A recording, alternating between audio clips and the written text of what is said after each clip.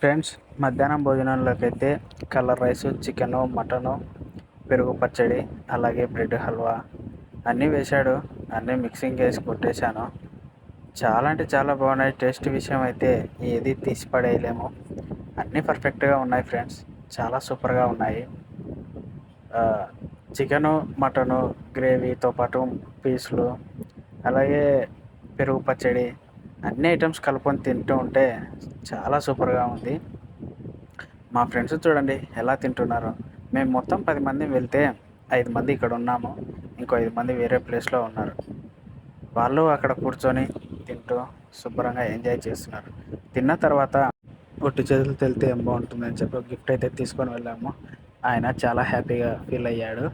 ఇంకా గిఫ్ట్ ఇచ్చేసి ఫోటో దిగేసి వస్తూ ఉన్నాము. కాకపోతే మేము వచ్చే టైంలో వీడియోలు కూడా తీయలేకపోయాను. ఇది ఫ్రెండ్స్.